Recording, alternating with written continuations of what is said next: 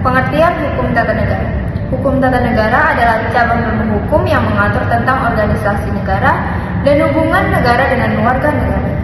Mengapa hukum tata negara itu penting? Yang pertama itu untuk menjamin stabilitas negara, dan yang kedua itu untuk menjaga hak-hak warga negara, dan yang ketiga untuk menjamin dasar pembuatan kebijakan. Selanjutnya materinya akan disampaikan oleh Kak Siti. Sekarang saya ingin membahas objek kajian tentang hukum tata negara. Mungkin saya mau nambahin sedikit ya.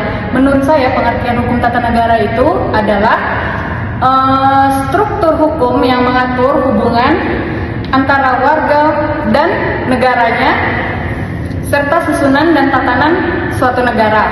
Ruang lingkup hukum tata negara adalah struktur umum negara sebagai organisasi, yaitu yang pertama itu bentuk negara. Bentuk negara itu contohnya seperti kesatuan atau federasi. Yang kedua itu ada bentuk pemerintahan. Bentuk pemerintahan itu contohnya seperti kerajaan atau republik.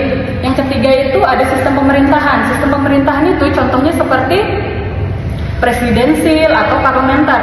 Nah, yang keempat itu ada corak pemerintahan. Contohnya itu seperti diktator praktis atau nasionalis. Yang E itu ada sistem pendelegasian kekuasaan negara, itu contohnya desentralisasi. Yang keenam itu ada garis-garis besar tentang organisasi pelaksana, itu contohnya seperti peradilan atau pemerintahan. Yang ketujuh itu adalah wilayah negara, itu contohnya itu seperti meliputi laut, darat, dan udara. Seterusnya itu ada hubungan antara warga negara dan negaranya sendiri. Yang seterusnya itu ada cara-cara menjalankan ketatanegaraan. Contohnya kita menggunakan hak politik kita. Yang seterusnya itu ada dasar negara, seperti kita mengetahui arti Pancasila atau yang lain-lain. Dan yang terakhir itu adalah ciri-ciri lahir dan kepribadian negara. Itu contohnya itu seperti kita mengetahui tentang lagu kebangsaan atau menggunakan bahasa nasional. Mungkin yang selanjutnya akan dilanjutkan oleh teman saya, Kristi.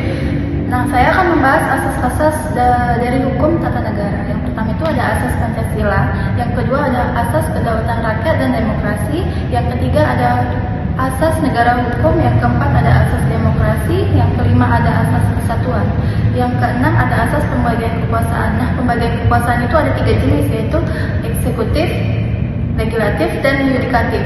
Nah, yang ketujuh ada asas legalitas. Nah, sekarang dilanjut lagi sama Rafansel. Ini mungkin hukum tata negara era kemerdekaan ya.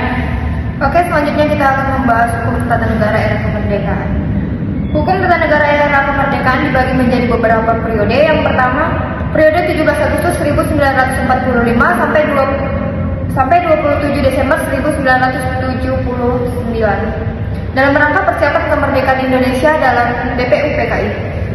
Nah, itu yang periode kedua itu adalah di tanggal 27 Desember 1949 sampai 17 Agustus 1950. Pada periode ini itu tidak luput dari keinginan Belanda untuk menguasai Indonesia kembali.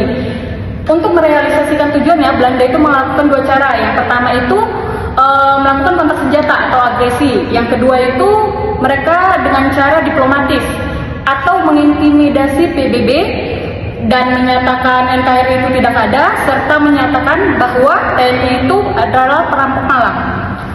Ya, yang ketiga itu pada periode 17 Agustus 1950 sampai 5 Juni 1959. Periode ini adalah persetujuan pendirian NKRI kembali tertuang dalam perjanjian 19 Mei 1950. Yang selanjutnya adalah periode 5 Juli 1959 sampai 11 Maret 1966 atau masa Orde Lama Demokrasi Terpimpin.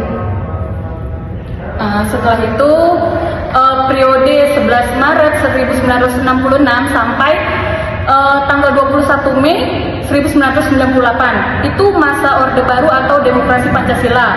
Pada periode ini itu merupakan awal mula kejatuhan Presiden Soekarno. Dan tampaknya kepemimpinan negara dipimpin oleh Jenderal Soeharto. Pada masa periode Orde Baru ini, sistem pemerintahan itu sudah melakukan sistem pemerintahan presidensial.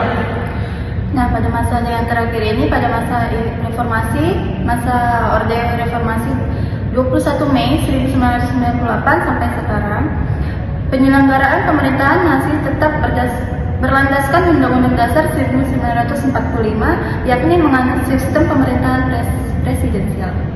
Nah, mungkin sekian dari kami. Ini hasil presentasi kami. Jika ada salah kata atau perbuatan, kami minta maaf. Terima kasih. Terima kasih.